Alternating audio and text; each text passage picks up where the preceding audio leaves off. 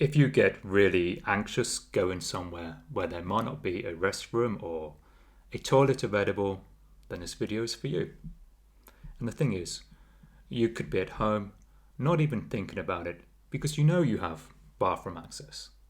But as soon as you're in public, or even the thought of going somewhere, you start to panic, you get all hot and sweaty and just feel horrible.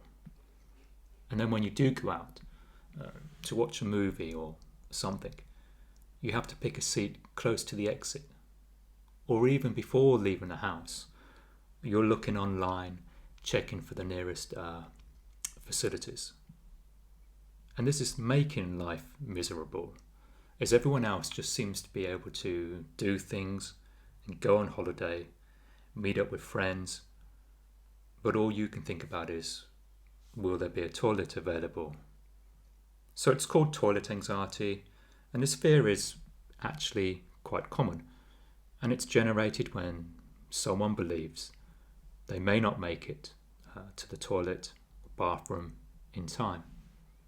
But here's the thing, everything you try to do in order to cope, whether that be checking Google for the toilet facilities, taking Imodium, breathing techniques, carrying a change of clothing, CBT, medication, or even just fighting it head on, trying to push through the fear, it can actually make things worse in the long run. And why might that be? Well, it's helpful to consider what's caused this condition. And it could have been something from childhood or adolescence. And while the exact causes are often unknown, there does seem to be a correlation with major life events which might have been stressful in some way. Perhaps starting school, graduation, getting married, having a child, and so on. Normally it seems to start with a particular event that scares the subconscious. And the subconscious has one primary task in life, and that is to keep us safe.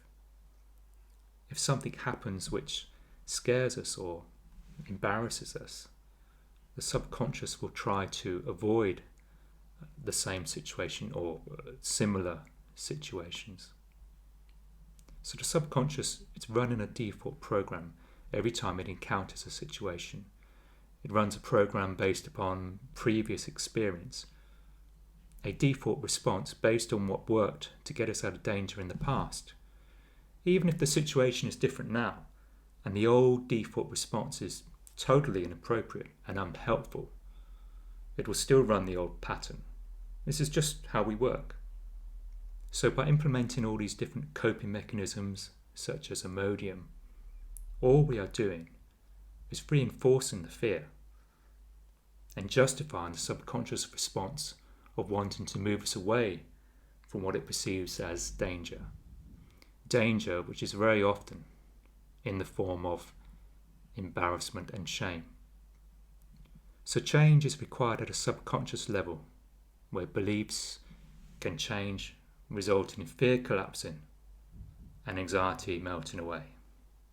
But if we don't do this, if we don't address it at a subconscious level, it's only going to get worse, with more worry, more stress, constantly living with the fear of embarrassment and shame, leading to a more and more restricted life.